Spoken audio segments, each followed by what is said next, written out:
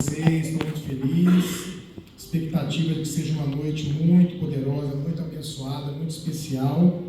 O apóstolo é um amigão que a gente ama muito demais, a família, o Japão, a igreja, nós somos apaixonados. Eu falei para ele, falei na igreja que teve hoje de manhã, que a gente decidiu esse ano não fazer muitas viagens, a minha esposa tem uma situação de doença e tudo mais, a gente sente que deve ter um trabalho que a gente tem que fazer na internet. Mas quando veio o convite do Japão, a minha esposa falou: amor, o Japão a gente não pode deixar de atender. Então, estamos felizes de poder estar aqui e eu estou muito feliz também porque, normalmente, o que acontece, gente? O meu ministério,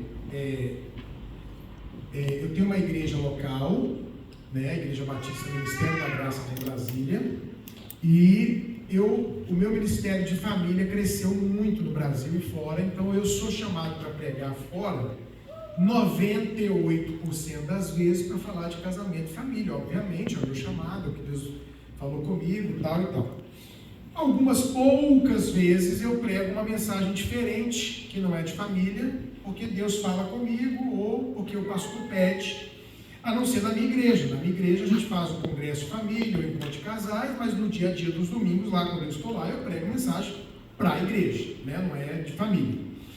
Mas eu vim para cá fazer o seminário e eu falei para o apóstolo hoje no carro, falei, irmão, eu estou com um negócio na semana inteira sobre uma palavra pro ministério, para a Sola Church, que não é de família. Ele falou: você ora, foi anunciado família nas igrejas, mas você vê o que está sentindo de Deus. E eu, por causa do fuso horário, andei acordando de madrugada essas últimas 2 vezes aí, 3h30 da manhã, 4h30 da manhã, e sem sono fui orar. E a palavra no meu coração para o ministério. E eu tenho uma experiência com Deus. Eu tenho 40, 50 esboços de mensagem de casamento e família e mais 200 lá de igreja, porque eu sou pastor da igreja local há 25 anos. E eu venho com as mensagens no computador e eu fico mais ou menos assim: Deus, o que o Senhor quer que eu fale aqui? Normalmente a minha experiência é que ou uma música ou alguma coisa que a pessoa que dá o aviso ou que prega fala e pum, eu falo, é de Deus aquilo, essa é a palavra, né? Mas estou pensando, será que eu falo sobre sonho, como ter o casamento dos sonhos, ou será que eu falo sobre comunicação? E aí eu estou aqui daqui a pouco, gente, porque Deus tem sonhos para nós. Eu falo, opa, é o dos sonhos, né?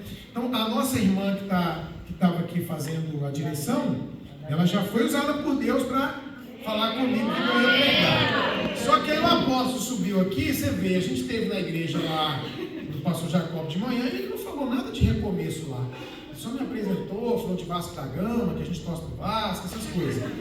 Mas, quando chegou aqui, ele falou de recomeço, dando toda a confirmação da mensagem de hoje. Então, eu quero dizer para você que veio com expectativa de ouvir de família, que nós gravamos o seminário, tem mensagem lá, depois o pastor consegue para você. Põe por favor aí o bannerzinho, está aqui. No nosso canal do YouTube tem muita mensagem de família lá, de casamento, à vontade. Nosso Instagram tem conteúdo direto de casamento e família. Quem não está enxergando aí, @família de sucesso no Instagram. No YouTube você se inscreve, Família de Sucesso. Tem podcast que o pastor Luciano Subirá. Tem pregação de casamento, de criação de filhos. Então tudo isso aí, a minha família, está tudo lá. Mas hoje eu tenho uma palavra que não é só para a igreja, não é só para você, é para o ministério. E eu estou mais convicto do que nunca. E não é a mesma palavra que eu preguei agora de manhã lá na outra igreja. Amém? Está preparado? Amém. Você vai receber em nome de Jesus? Amém. Romanos capítulo 12, verso de número 2. Romanos capítulo 12, verso 2.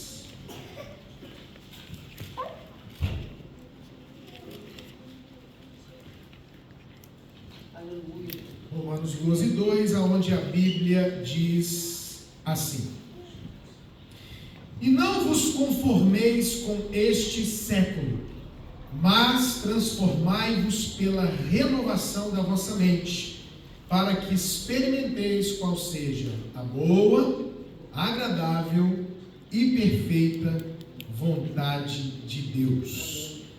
Transformados para quê? Esse é o tema da mensagem. Transformados para quê? O Evangelho, ele tem uma proposta claríssima de mudança de vida, de transformação, de arrependimento, né? Você muda a rota. E essa proposta de mudança, ela também tem um objetivo. A Bíblia está dizendo que nós fomos chamados para experimentar uma transformação da nossa mente. E quando a gente experimenta essa transformação, olha que tremendo, diz assim: você vai experimentar a boa, agradável e perfeita vontade de Deus. A gente pode dizer que a vontade de Deus ela é boa, agradável e perfeita, mas a gente também pode dizer que essa vontade de Deus, ela é um conhecimento progressivo. Então eu conheço qual é a boa, depois eu conheço qual é a agradável, até que eu conheço a perfeita vontade de Deus. Chego num lugar, olha, eu conheci a vontade de Deus que é boa, eu conheci a vontade de Deus que é agradável, mas agora eu conheci uma vontade de Deus que ela é o quê? Perfeita. E eu acredito, irmãos, que todos nós que estamos aqui, como indivíduo, como pessoa, como família, como igreja, nós podemos estar neste momento em apenas um de 3 lugares. Qual é o lugar que nós podemos estar? Nós podemos ser pessoas que estão fora da vontade de Deus, que não estão fazendo a vontade de Deus. Você foi chamado para fazer a vontade de Deus e você sabe que você está em pecado, em desobediência. E eu não vou falar de coisas absurdas, não. Ah, pastor está em adultério, está roubando. Não. Às vezes você até foi chamado para estar no louvor e não está. Você foi chamado para cuidar de uma célula e não está fazendo. Enfim, você sabe que de um jeito ou de outro você não está onde? Na vontade de Deus. Você está em desobediência. Nós temos uma segunda possibilidade, que é quando você está na vontade de Deus. Quando que eu sei, pastor, que eu estou fazendo a vontade de Deus? Quando eu estou fazendo o que a Bíblia diz. Você é dizimista e ofertante, isso é a vontade de Deus. Você está evangelizando pessoas, isso é a vontade de Deus. Você está na igreja no dia do Senhor, que é hoje para nós, o domingo, você está na vontade de Deus. Quem está em casa agora, podia estar aqui, está fora da vontade de Deus, mas quem vem para a igreja está na vontade de Deus. Quem está fazendo discipulado, porque a Bíblia manda você fazer discípulo, está na vontade de Deus. Se você ajudou a limpar a igreja, está fazendo a vontade de Deus, são coisas boas, sim ou não? Se você está ajudando no louvor, está fazendo a vontade de Deus, irmão, é muito estar na Bíblia, está orando, tudo isso é bom, é maravilhoso, é a vontade de Deus. Então existe a pessoa que está fora da vontade de Deus, existe a pessoa que está fazendo a vontade de Deus, mas existe um lugar sublime. E esse lugar se chama o centro da vontade de Deus. Ele é mais do que a vontade. Ele é o centro.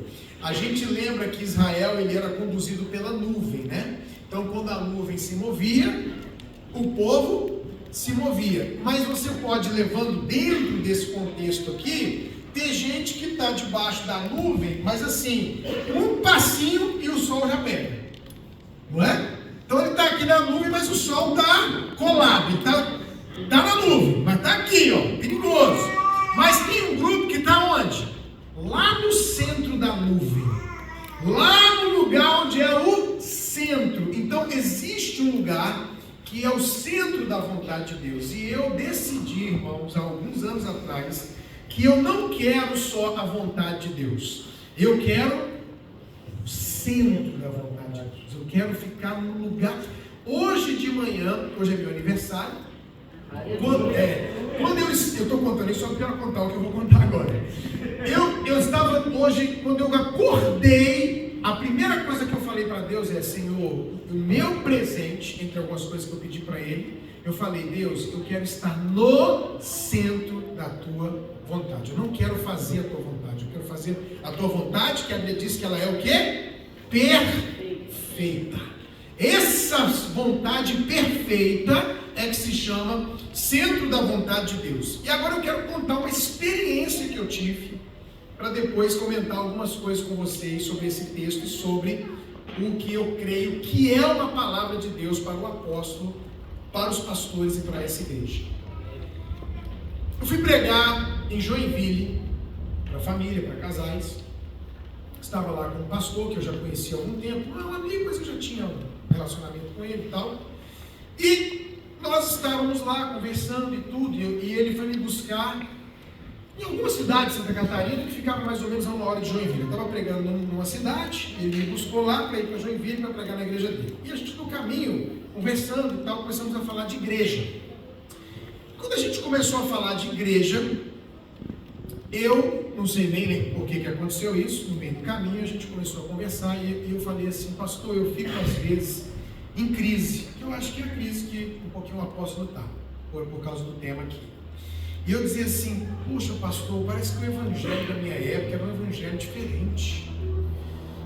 Parece que o evangelho da minha época era um evangelho mais poderoso do que o evangelho de hoje. E eu comecei a falar, eu falei, rapaz, olha, a gente está aí na igreja, pregando, fazendo e tudo. Parece que as pessoas não têm o mesmo compromisso que tinha na minha época, parece que não tem a mesma paixão. E eu disse assim para ele, pastor, você já percebeu que até essas coisas assim do mover de Deus, do poder de Deus, dos batismos do Espírito Santo, eu lembro do pessoal ir para casa carregado, não conseguia nem ficar em pé. E eu falei outra coisa, pastor, cadê os demônios? Os demônios sumiram, pastor. Eu era de época na igreja que o pastor pegava o microfone pregando aqui, gente caía endemoniado. Eu lembro de eu estar conversando com gente, passar a pessoa perto de nós ficar endemoniada. Quantas vezes o pessoal me chamava lá na igreja, que teve uma época de caça-fantasma, caça-demônio. Onde um demônio a gente ia? Eu lembro de cultos, onde eu falei, a gente hoje faz culto. Jesus encontrava demônio no ministério, hoje não tem demônio. Aí eu conversei com um pastor um tempo desse atrás, eu conversando com esse cara. E lá a gente falando, e eu falei para ele, pastor, a gente estava conversando lá, e ele falou, não, Ricardo, sabe o que é? Porque os demônios da nossa época eram demônios territoriais, agora os demônios são demônios do não sei o quê. Eu falei, pastor, vou te falar a verdade, eu acho que não é isso, eu acho que está faltando é poder na igreja mesmo. Os demônios não estão nem incomodados, porque o povo não ora, o povo não jejua, então o demônio nem manifesta. Mas eu fico impressionado, não tem mais demônio, não vejo curas, não vejo sinais. Eu comecei a falar, e o pastor começou a falar o que ele achava, irmãos, aconteceu uma coisa engraçada comigo, que eu não sei se foi natural ou se foi espiritual, mas simplesmente eu parei de ouvir o pastor, eu não ouvia mais ele, eu só ouvia o que estava saindo um som, e Deus me reportou, mas sabe assim, em segundos, coisa de segundos, eu voltei lá numa conversa que eu tinha pedido a Deus para ter com o meu pastor, Dejaí Guerra, que batizou a gente, que me casou e etc, que ele falou aqui, que ele estava com câncer, estava perto assim de morrer, já estava muito mal, e eu fiz uma oração, eu falei, Deus, eu queria muito um momento sozinho com o pastor Dejaí, para eu conversar com ele, e eu queria muito perguntar para ele algumas coisas de igreja, de ministério, de um homem que eu tenho uma admiração tão grande, que teve tanto sucesso ministerial, e etc, e eu queria muito esse momento, providenciei tudo, e Deus me providenciou esse momento. E eu me lembro que quando eu estava ali com o pastor, eu fiz uma pergunta para ele. Das perguntas que eu fiz, uma pergunta que eu fiz foi a seguinte, eu perguntei assim, pastor Dejaí, qual era o segredo que o senhor tinha para a igreja crescer tanto, para a igreja ser tão tremenda, para a gente viver o que a gente viveu na Filadélfia? Porque, irmãos, eu estou com o meu amigo aqui, o apóstolo William, poucas igrejas no mundo viveram o que a Filadélfia viveu. Era um negócio fora do normal, era uma presença de Deus. Irmãos, teve cultos na Filadélfia. Nós temos quantas pessoas aqui mais ou menos? Umas 80? Mais ou menos? Eu vi cultos na Filadélfia que se convertia numa noite 80 pessoas. Já pensou que ia acabar um culto de domingo e uma igreja como essa nascer numa noite de domingo? 20 pessoas e 30 se convertendo, era todo domingo.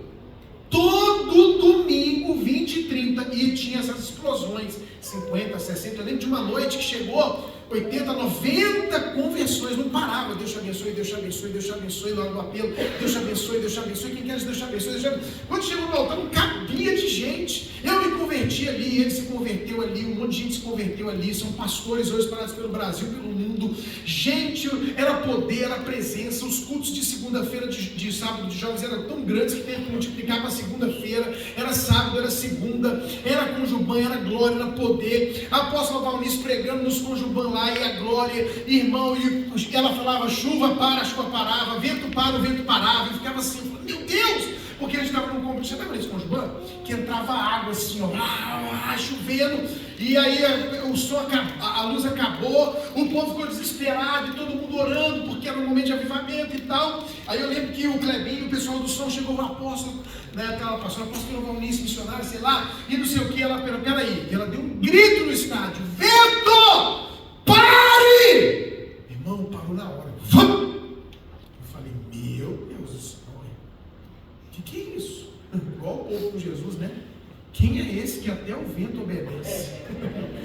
E ela gritou: luz, volte! Parecia que tinha alguém no interruptor. A luz voltou. A gente vivia isso na igreja, irmãos. Era muito tremendo. Minha mãe se converteu, meu pai se converteu, minha irmã se converteu, minha vizinhança Aí começou, o pastor Jair abriu como se fossem células, grupos de estudo nos lugares, e a igreja viveu um negócio. Irmão, quando a maioria das igrejas no mundo, no Brasil, a maioria das igrejas, as boas, tinha 300 membros, a nossa igreja já estava chegando em 1000 pessoas. Um negócio fora do normal. E o homem pregando aqui no Japão, nos Estados Unidos, na Europa, etc, etc. E eu perguntei para ele: pastor, qual era o seu segredo? Irmão, o meu pastor já não era mais esse cara poderoso, famoso, estava muito doente, sabia que estava perto de morrer. Sabe que uma pessoa que está mais velha, ela não tem muito filtro para falar assim, ou não? Eu estou chegando já nessa fase, você não está nem aí, se alguém te acha que é doido ou não. Eu falei: é velho, né? Você avô agora em abril, de 2 metros, uma vez só, já estou nem aí, o que pensa de mim, né? Ah, você porque a roupa, problema, você está achando ruim, me dá roupa nova, não, dá um tênis novo. Está nem aí. E outra coisa, quando a pessoa está morrendo, quando a pessoa está doente, ela está morrendo, aí é que ela não está nem aí mesmo. E eu perguntei para ele.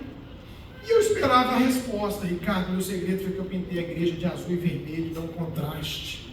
Né? E meu segredo é que eu fazia isso ou aquilo, e eu orava, eu trabalhava e tal, e pererei, parará. E a resposta dele para mim foi a seguinte: ele falou assim: meu filho, eu vou te falar o meu segredo, de todo o meu coração.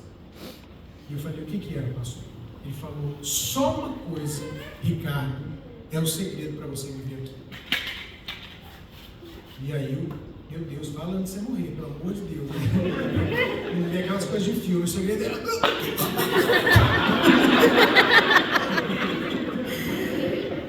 E aí ele virou para mim e falou: meu filho, o segredo é único. Eu estava no centro da vontade de Deus. Ao mesmo tempo que eu falei uau, eu pensei: só isso?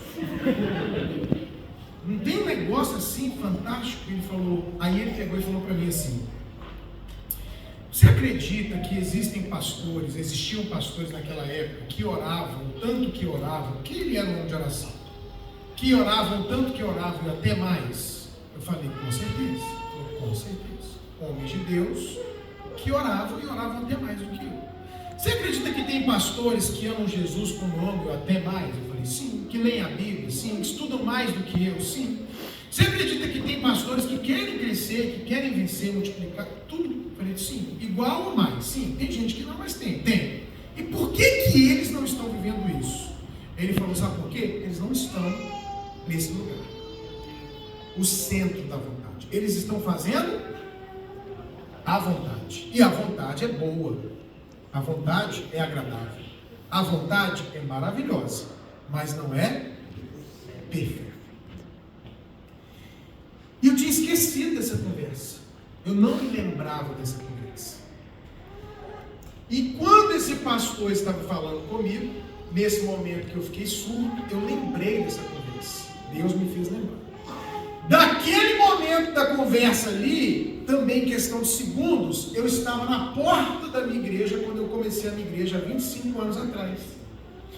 E eu me lembro que eu estava na porta da igreja, cumprimentando as pessoas, e passou um camarada que ele era relativamente novo convertido, um sargento da aeronáutica, nossa área militar no Brasília, muitos militares na minha igreja, e ele passou por mim, ele pegou na minha mão e ele disse assim: pastor, o que é que você faz para a gente ter cultos desse jeito aqui? É muito tremendo, é muito glorioso, é muito poderoso. E eu me assustei com ele, e eu tive aquela reação automática. Não, é Deus, né? Glória a Deus, é Jesus, aleluia. Mas eu não sabia nem o que responder para ele. Eu só disse assim, e realmente, irmãos, quando eu abri a Igreja Batista Ministério da Graça, foi uma coisa muito sobrenatural. Por quê? Eu encontrei um casal que era da Filadélfia, que era o Eliseu e a Silvia, e eles chegaram para mim e falaram assim para mim: pastor, a gente está morando lá no sítio do Gama. Eu nunca tinha ouvido falar nesse lugar, um lugar novo em Brasília, que a aeronáutica tinha começado há pouquíssimo tempo, e eu estive fora de Brasília, nunca tinha ouvido falar. E ele falou: a gente está lá, não tem uma igreja boa lá, abre uma igreja lá. E eu falei: tá bom e tal, e nem tem moral. Prego numa igreja no Gama, faço apelo, algumas pessoas se convertem, e no final vem uma mulher com o marido e diz assim: pastor, eu oro pelo meu marido há 16 anos, e ele aceitou vir no culto hoje, o senhor pregou e ele aceitou Jesus, se converteu. Pastor, faz uma visita para nós, a gente mora lá no sítio do Gama. Aí eu ouvi a segunda vez o nome dessa cidade. Eu fui visitar o pastor Dejair no outro, isso antes dessa conversa, né? Antes lá, fui conversar com o pastor Dejair, e ele falou: Ricardo do céu, você não acredita, começou um lugar novo aqui em Brasília, tem um bocado de gente lá que eu conheço, está precisando de uma igreja, chama Sítio do Gama. Aí quando falou a terceira vez Sítio do Gama, eu falei: eu tenho que conhecer esse lugar, porque menos de uma semana, 3 pessoas lá para mim do Sítio do Gama. E aí eu peguei o carro e falei: onde é que é esse negócio? Fui com a minha mulher lá, entramos, começamos a rodar lá no condomínio da aeronáutica, que tem hoje mais ou menos 10, 12 mil habitantes. Fiquei orando lá, orando, vendo qual era a vontade de Deus, e aí estou nesse momento de oração, clamando, buscando a Deus, pedindo direção, essa coisa toda. Um dia eu falei: vamos perguntar quanto é que é um aluguel do negócio aqui, para ver se a gente começa realmente numa célula, uma igreja. Eu paro o carro na avenida, tinham 2 mulheres conversando, eu falei assim: a senhora sabe de alguma imobiliária aqui, que eu queria ver uma casa para alugar, um local? Tem uma casa para alugar? Ela falou: a minha. Aí eu desci do carro, fui lá. A gente não passou pela sala, foi por trás, pela cozinha, entramos, sentamos. Quando a gente sentou, a mulher falou assim: você é pastor? Irmão, eu não tenho cara de pastor, eu não tenho roupa de pastor, eu não tenho nada de pastor, jeito, só o coração. E eu não tinha como ela saber que eu era crente. E aí eu falei: sou. E ela começou a chorar e falou: Deus me falou que uma igreja vai começar aqui nessa cidade, e que essa igreja vai ser a maior igreja dessa cidade, que Deus vai entregar a chave dessa cidade na mão dessa igreja, e pastor, essa pessoa é você, e não sei o que, papapá, vem aqui, pegou pela mão, deu a volta. Quando eu chego, o marido dela está construindo na garagem um galpão, que foi onde começou a nossa igreja com 80 pessoas. A gente começou debaixo de uma palavra de Deus profética, sobrenatural, e a nossa igreja começou a viver isso, irmãos. A gente estava lá, começava a pregar, a gente começou a se converter, gente se converteu, não veio gente de outra igreja, não. A gente ganhou gente para Jesus. A nossa igreja é formada de gente que a gente arrancou do inferno e não de outra igreja. Gente se convertendo, o povo chegando. Esse cara que veio para Jesus, veio para a igreja e começou a crescer. Em menos de um ano eu já tinha mais de 80 pessoas na igreja, milagrosamente. Culto de libertação, caía demônio para todo lado, demônio no altar. Uma vez eu menino de 10 anos fui endemoniado, veio de joelho correndo: eu te odeio, desgraçado, eu vou te matar. E eu disse: entrou na fila que tem um monte de demônio querendo me matar. E aí hoje o demônio até japonês quer me matar, né? E o demônio lá expulsa o demônio, e cai demônio, e poder, avivamento e glória, pregações tremendas, e gente batizada com o Espírito Santo, e a gente vivendo isso tudo porque nós estávamos aonde? No centro. Mas aconteceu uma coisa triste, irmãos.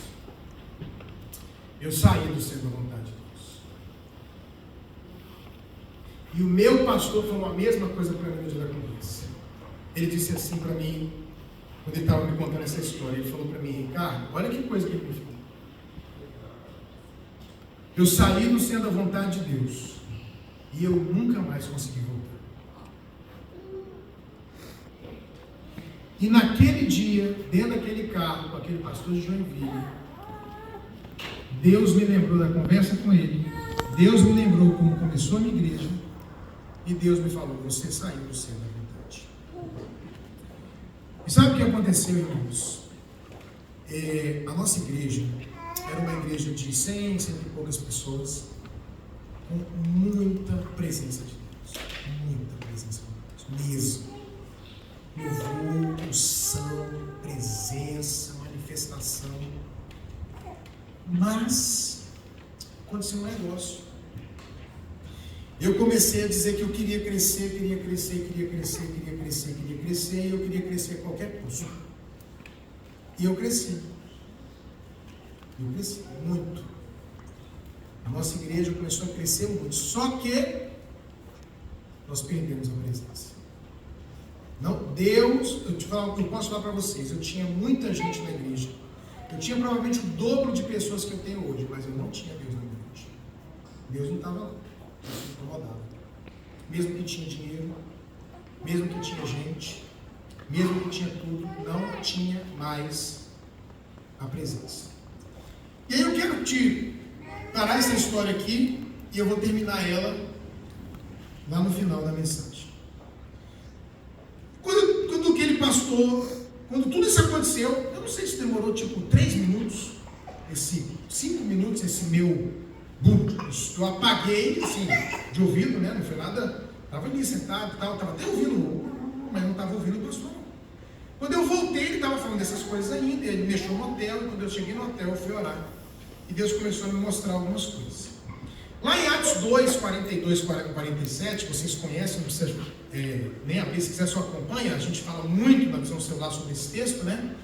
E perseveravam na doutrina dos apóstolos e na comunhão do partir do pão, nas orações, em cada um havia temor, e muitos prodígios e sinais eram feitos no intermédio dos apóstolos, que creem estavam juntos, tinham tudo em comum, vendiam as suas propriedades, distribuíam os produtos, perseveravam no tempo, partiam pão de casa em casa, tomavam refeições, com alegria, singeleza de coração, louvando a Deus e contando com a simpatia de todo o povo, enquanto isso acrescentava-lhes o Senhor, o dia a dia os que iam sendo salvos.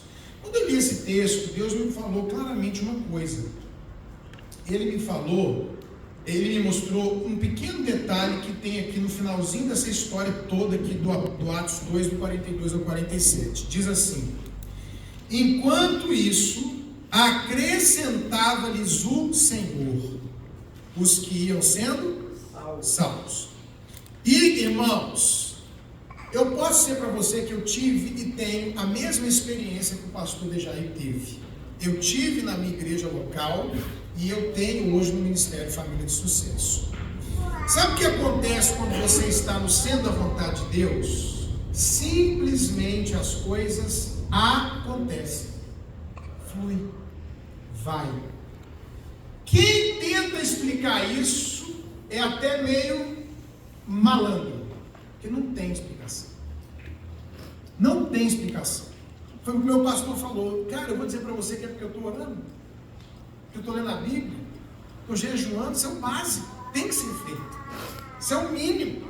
Vou dizer para você que é porque eu estou trabalhando, evangelizando. Isso é claro, todo mundo está fazendo isso. Mas por que a coisa está acontecendo poderosamente? Porque você está no centro. No centro você vê a coisa acontecendo. Qual é a diferença, pastor, de estar na vontade e de estar no centro? A diferença é que na vontade você rema, você se esforça. E no centro é como se você estivesse numa boia. Ouça isso, se você nunca viveu, você tem que viver. Se você já viveu, você tem que voltar. No centro é como se você estivesse numa boia e você achou a correnteza. E o que você faz? Você só fica assim, ó. Põe a mão para cá, aí a boia vai querendo sair, aí você põe a mão, entendeu? Você fica assim mexendo para a boia não sair da onde? Da correnteza. O que você faz quando está na correnteza, irmão? O que você faz na correnteza? Só vai. Não é? Você está ali e o negócio está fazendo o quê? Te levando. Você está indo. Produz fazendo assim, remando, produz. Avança, avança. Só que quem está fazendo isso aqui, de repente fica triste, frustrado, porque olha para o lado e vê alguém aonde? Deitado na boia. E ó, ainda passa e olha. Irmãos, graças a Deus eu nunca parei de viver isso com o Ministério Família de Sucesso. Pastor, o que você faz? Eu não faço. Eu não faço nada. Irmãos, eu não faço nada. Eu não ligo para ninguém para pedir. Me leva para pregar. O apóstolo William falou, eu não paro de receber ligação e chamada de gente que vem pregar na minha igreja. Eu nunca fiz isso com ninguém. Ô irmão, eu vou estar aí. Me leva aí. E aí, tem agenda? Nunca fiz isso. Os pastores me ligam. Pastor, o senhor pode vir aqui? Eu nem consigo atender. Eu nem tenho agenda para atender. Eu nem consigo para pregar hoje, onde for, na Cassiane, no EIB.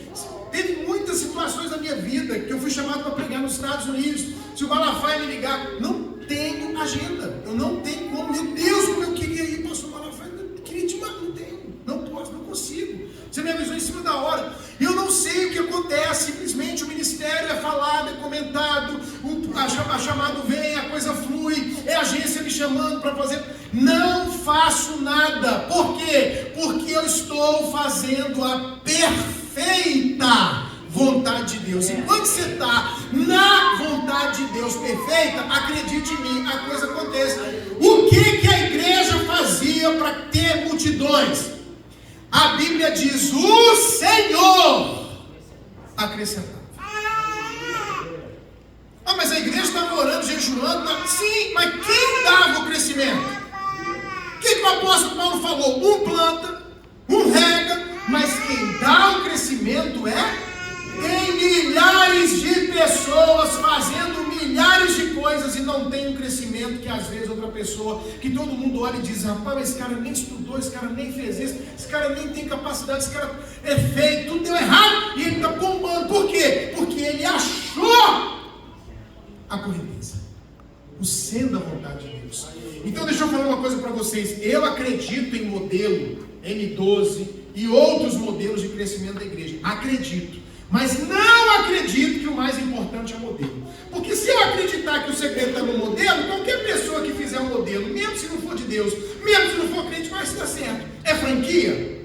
É franquia? Abre a franquia do McDonald's que vai dar certo. Abre a franquia do Starbucks, dá certo. Beleza, dele sim. Mas de igreja, já sei. É só colocar essa cor, bota um M12, bota um broche, faz o encontro, faz isso, abre e funcionou. É assim? Todo mundo que está no M12 está funcionando, irmão? Todo mundo que está fazendo as coisas do encontro está funcionando? Não. Porque o segredo não é o modelo. Nunca foi e nunca será. O segredo foi e sempre será quem? Ele. O segredo é Jesus. Ele é o centro. Por ele, para ele, são todas as coisas. O que o modelo vai fazer então, pastor? Ele vai cuidar, ele vai estruturar, ele vai consolidar, ele vai organizar, ele vai manter os frutos, mas não posso dar a glória para o modelo. A glória é de Deus, porque a igreja não é coisa natural, é sobrenatural. Porque a igreja não é um homem que faz, é o Espírito Santo quem faz. Amém, queridos? Então a primeira coisa é, no centro a coisa vai. Segunda coisa, no centro tem poder. Se você ler, olha, hoje eu saio daqui, o apóstolo me dá um abraço, então eu vou tomar uma bronca, né? Não é a igreja sola. Eu nem conheço a vida da igreja sola. A vida de vocês eu nem conheço do dia a dia da igreja. Eu estou falando do que eu vejo pregando no Brasil, no mundo e na minha própria igreja. Quando eu leio Atos capítulo 2, eu consigo ver a gente fazendo tudo que os apóstolos faziam. Tudo. A igreja do Senhor Jesus hoje ora, mais ou menos, mais ora. Lê Bíblia, lê. Doutrina, né? Não, doutrina dos apóstolos. A igreja tem comunhão? Tem. Acaba aqui, quem é que vai embora? Vai comer. Hoje eu fiquei lá, o povo comendo, conversando. Estava faltando uma coisa que a Visão Celular resgatou, o quê? A igreja nas casas. Então, se a gente lesse há anos atrás, estava faltando nas casas. Colocou nas casas. Está nas casas, está no templo, está na doutrina, está na comunhão, está na oração. A igreja persevera, a igreja distribui os bens, a igreja dizima, a igreja oferta. Mas não falta nada. O que está faltando do Atos 2, do 42 ao 47 da igreja hoje? Quem arrisca, quem lembra, quem imagina a única coisa que a gente não está vendo hoje nas igrejas, na maioria delas, a grande maioria? Oravam todos os dias, mas a gente ora, pode não ser todo dia e tal, mas a igreja está orando. O que não tem na igreja hoje?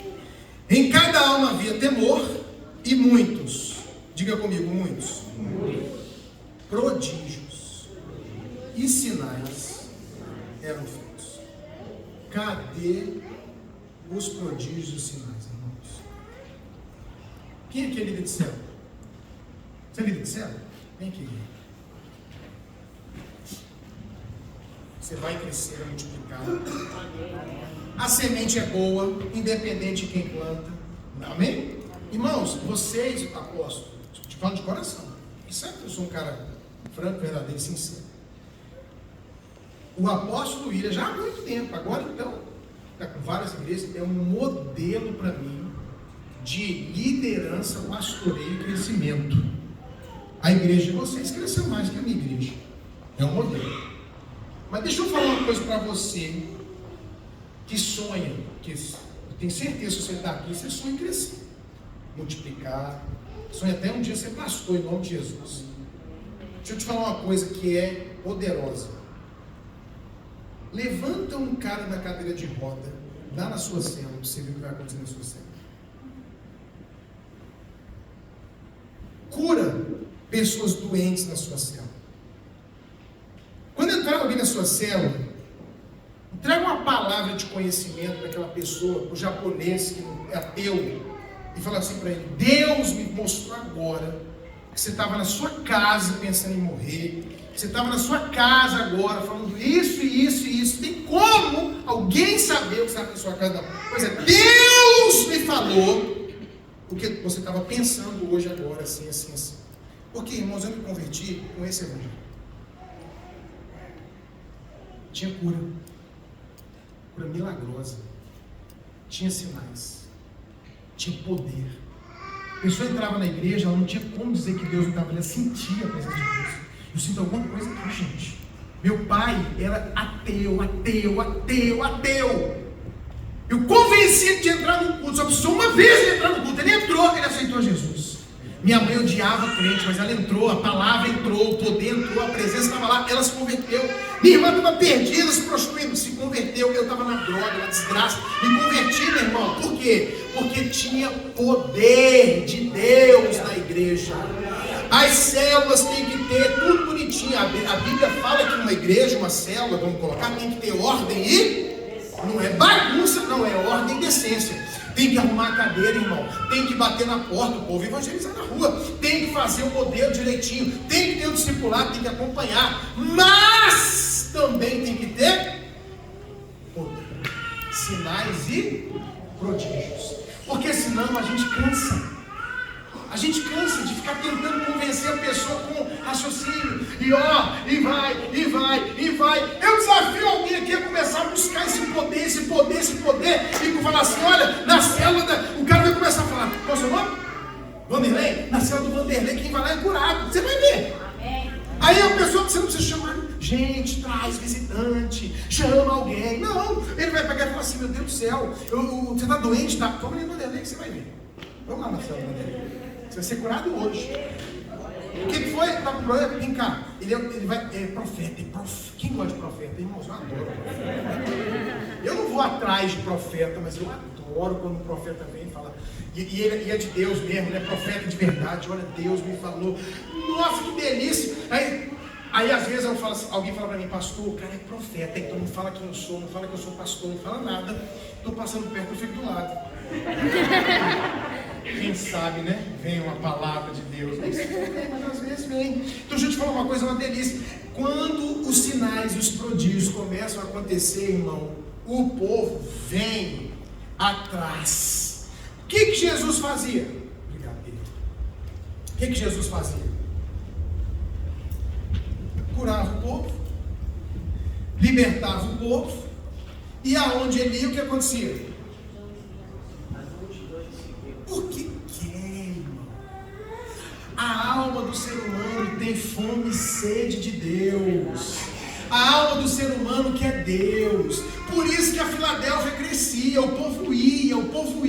Até crente de igreja que ninguém quer que lá vai. Por quê? Porque lá tem cura, porque lá tem poder, porque lá tem batismo com o Espírito Santo, porque lá tem o quê? Unção, porque lá tem o quê? Palavra, porque lá tem o quê?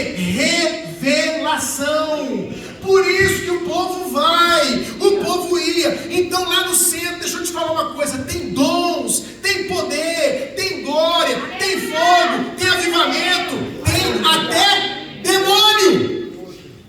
No centro tem demônio, só que eles se manifestam para quê? Para saber. Minha igreja, irmão, estava cheia, tinha estrutura, comprei prédio, comprei terreno, coloquei ar-condicionado, tudo. Acabou, não tinha mais demônio. Ela começou expulsando um monte de demônio. Não tinha mais demônio.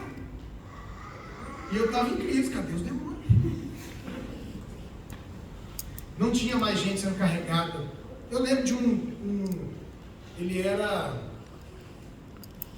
capitão do exército, era a alta patente do exército. E ele era crente, mas era tradicionalíssimo. E ele foi transferido, não sei de onde lá, e foi para a nossa igreja. E ele era homem de Deus, tornou diácono na igreja, sabe aquele cara assim, mas centrado, militar, generalzão, papapá.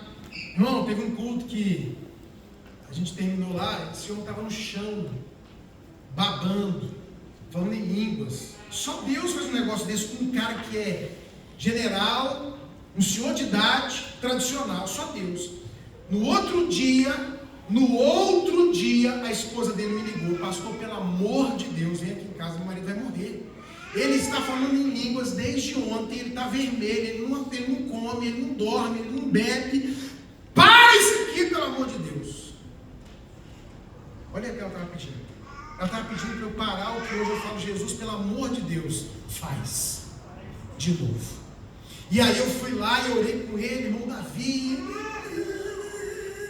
Falei, ele ficou do culto, virou à noite, já era 10 da manhã, ele não parava.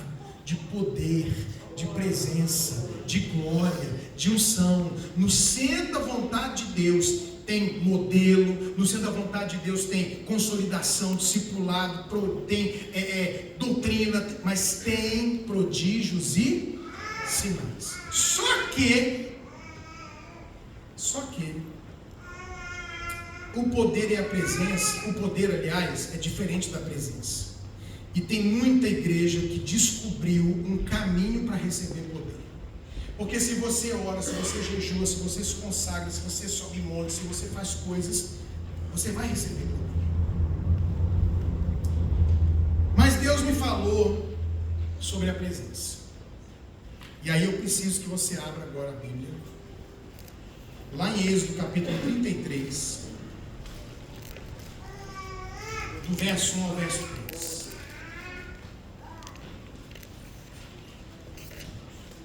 Êxodo 33, de 1 a 3. A minha versão aqui, eu tenho quase certeza, é revista e atualizada, porque está aqui no esboço, né? Diz assim: olha que coisa, irmão, isso aqui para mim foi um negócio muito forte. Meu Deus. Disse o Senhor a Moisés: vai, sobe daqui tu e o povo que tiraste da terra do Egito. Vamos devagarzinho? Você ficar com a Bíblia aberta, mas vamos devagarzinho. Quem falou com Moisés? O Senhor. O que Deus falou para Moisés? Vai, sai daqui com o meu povo que você tirou do Egito. Então, Eles tinham saído do mundo e agora eram povo de Deus, sim ou não? Sim. E Deus disse assim: vocês vão para a terra a respeito da qual jurei a Abraão, a Isaac e a Jacó, dizendo: a tua descendência darei. Para onde Deus estava mandando eles? Para Canaã. Quem quer? Não a Canaã celestial apenas, mas quem quer viver a sua Canaã? Quem quer ir para o lugar da terra da promessa? Quem quer? Eu quero viver a terra da promessa. Eu quero entrar na minha Canaã em nome de Jesus. Quem quer? Amém? Então a proposta de Deus era: o povo que você já tirou do Egito, pega eles para viver a promessa e vai para Canaã. Olha o que Deus falou: eu vou enviar um anjo adiante de ti. Quem está indo? Um anjo. Quem quer que um anjo vá com você? Amém, eu também quero. Aí ele falou assim: Moisés, olha que coisa tremenda, eu vou lançar fora os cananeus, os amorreus, os heteus, os ferezeus, os heveus, os jebuseus. O que Deus estava dizendo? Todos os seus inimigos eu vou arrancar. Quem gostaria que os demônios que estão te oprimindo, te atrapalhando na vida, caíssem tudo de uma vez? Todos os inimigos, quem queria? Eu. Aí ele pegou e falou: então é isso, vou te mandar para Canaã, você vai viver toda... Gente, olha aqui para mim, por favor, isso aqui é muito forte. Vocês vão viver a promessa, vocês vão entrar em Canaã, o anjo vai com vocês, não vai ter nenhum inimigo, tudo vai acontecer, mas não parou aí. Ele disse: você vai para uma terra que manda leite e mel, só que ele termina dizendo: ei, olha isso aqui, eu não subirei no meio de vocês. E tinha um bom motivo: porque vocês são um povo de dura serviço, eu não quero matar vocês no caminho. Então a proposta de Deus, pastores que estão aqui, líderes de célula, igreja de Jesus, a proposta era: vou te dar Canaã, vou derrubar os seus inimigos, vai ter anjo com você, mas eu não vou. E eu aceitei essa proposta.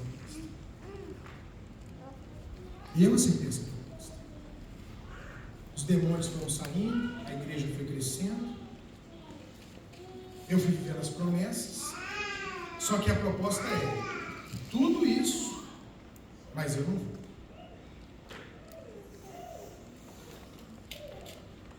Tudo isso vai acontecer, mas a minha presença não estará.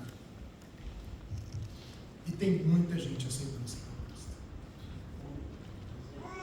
porque ela envolve prosperidade. Você vai para a terra, ausência de problema, os demônios caem. Cumprimento de promessa, eu quero ver a promessa. Tem até coisa espiritual, tem anjo, mas eu não vou. Eu tenho vergonha de dizer para vocês, irmãos, eu aceitei essa proposta. E a minha igreja tinha tudo, menos a presença. Só que eu não aguento mais essa presença.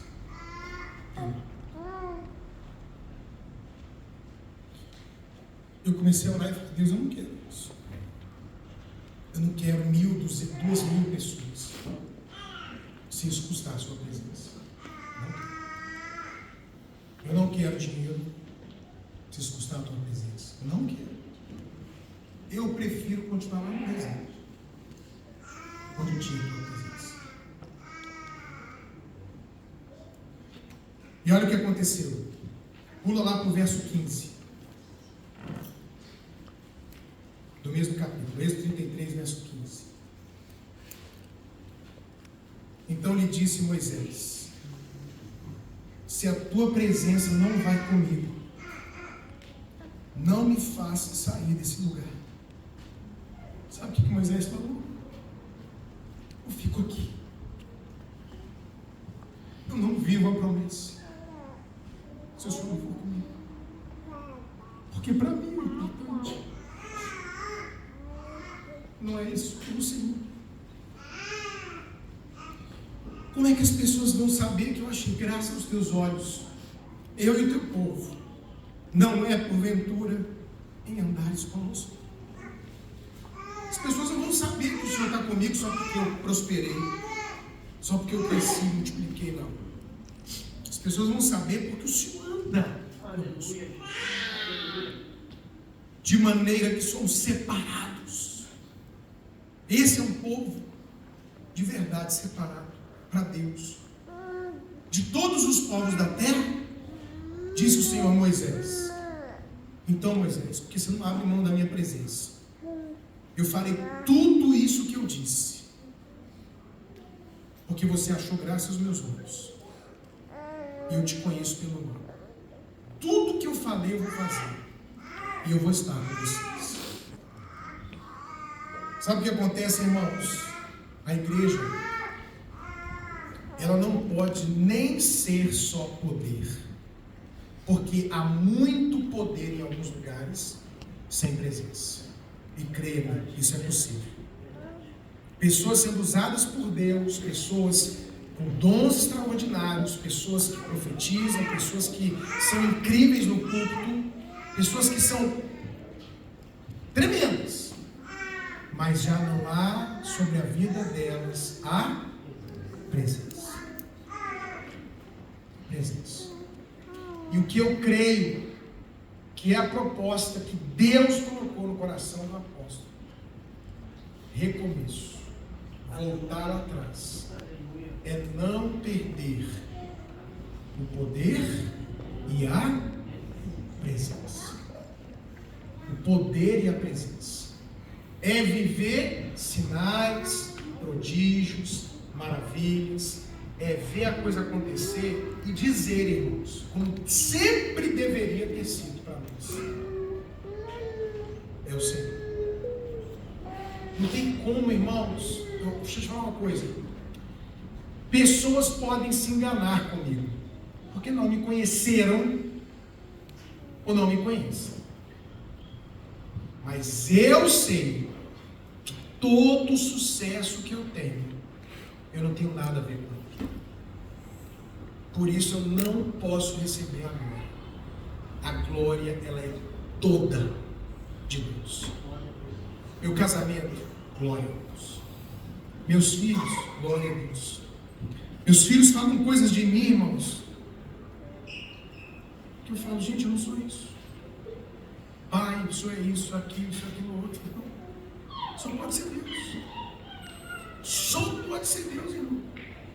Ah, obrigado porque você é isso, você é aquilo. É bom ouvir, mas deixa eu te falar, eu sei que não sou eu. Eu sei que é o Senhor que acrescenta os salvos. Me arrependi, falei para a igreja, confessei como pecado, preguei essa mensagem. Eu falei: irmãos, preguei essa mensagem da minha igreja em 2019. Agora, nós temos que voltar a priorizar uma coisa na nossa vida: a presença. E se qualquer coisa quiser atrapalhar a presença, a gente tira. Qualquer coisa, qualquer pessoa. E aí eu digo para vocês: na presença de Deus, é comentário na minha casa, eu, minha esposa, meu filho, minha filha, a Maísa, a Bia, a gente fala assim: que saudade do louvor da nossa igreja. Às vezes, irmãos, eu chego correndo do aeroporto e entro no culto, o culto já começou no domingo. Quando eu estou entrando assim, vindo do aeroporto, com a pregação, correndo para poder chegar, abro a porta, o pessoal abre a porta para mim. Quando eu entro, a presença está lá, irmão. Está lá, a minha igreja tem Deus. Eu não sei se tem tudo que deveria ter, mas Ele está lá. Ele está lá, eu sinto. Eu choro na minha igreja, eu ouço Deus na minha igreja, entendeu? Voltou a ter demônio. Começou a aparecer endemoniado. Voltou gente sendo batizada com o Espírito Santo. O povo quer ir. Por quê? Porque eu não estou lá na igreja. Tem 6 meses que eu estou fora da igreja. A igreja não diminuiu uma pessoa. Não é pelo pregador. Não é porque Deus está lá. E onde Deus está é um bom perfume. É mel. As pessoas são atraídas. Aonde a abelha vai? No mel, ela vai lá. ela sente, está lá, ela vai, chega, está lá, Deus está lá, tem cura. Nós estamos ouvindo testemunho de cura, nós estamos ouvindo casamento restaurado, nós estamos vendo gente sendo convertida, os jovens estão crescendo. Aí nós multiplicamos para uma outra igreja, multiplicamos para uma igreja em Caldas Novas. A igreja de Caldas Novas tinha 15 pessoas em menos de um ano, ela está chegando em 150 pessoas. O que os pastores de lá, humanamente falando, como eu, me dá disso? O que vocês estão fazendo? Pastor, chega, Davi está convertendo, e Deus está fazendo. Por quê? Porque no centro, que é perfeito, as coisas acontecem. Então minha oração é: meu amado, me pega pela mão e me conduz ao centro da tua vontade. Eu estou na Itália hoje, irmão, eu estou na casa que eu estou na Itália, a sensação que eu tenho é: eu estou no centro.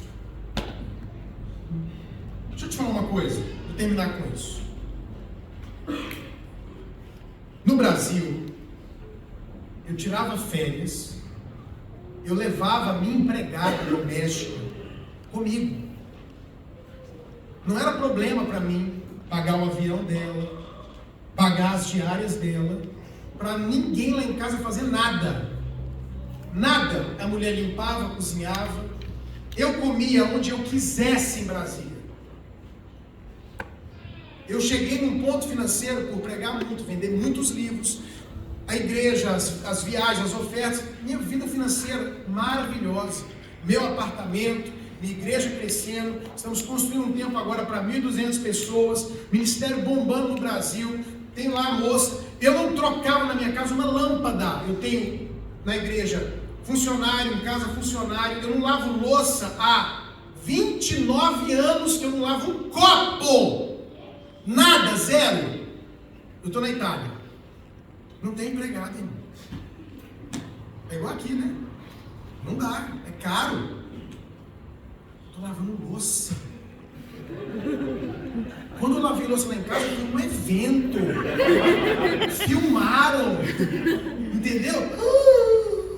E o pior, minha esposa que podia me salvar estava doente. Eu tinha que lavar. Estou lavando louça. Estou trocando lâmpada. Desmontei a porta lá da cozinha que deu um problema, desmontei a porta, montei a porta, eu tinha um carro lá no Brasil, meu carro na Itália é 2007, Golf 2007, meu irmão, estou num carro 2007, está lá, graças a Deus que eu tenho um carro, estou lavando. Não tenho o dinheiro que eu tinha lá na Europa, como eu tinha no Brasil. Não posso comer onde eu quiser, a hora que eu quiser. Não tenho empregado. Não... Mas eu estou lá feliz, porque eu sinto que eu estou no centro. Na minha vida no Brasil, 200.000 vezes, em todos os aspectos, mais confortável. Mas se eu continuasse no Brasil, eu estaria o quê? Fora do centro. Poderia estar fazendo porque eu ia estar pregando, ganhando pessoas, falando de família, viajando no Brasil, cuidando da igreja, à vontade de Deus. Mas aqui eu estou no centro e as coisas estão acontecendo. Porque no centro acontece. Não seja feita a minha, mas a tua vontade. E o que não pode faltar para nós é a presença. Deus tem que estar em nós. Se Ele não tiver, eu não quero. Não quero fama, não quero relacionamento, não quero ir na igreja, não quero ir no país, eu não quero nada que não seja o centro e que Ele vá comigo. Se a tua presença não for, eu não irei. Amém, irmãos? Amém. Fica de pé no seu lugar.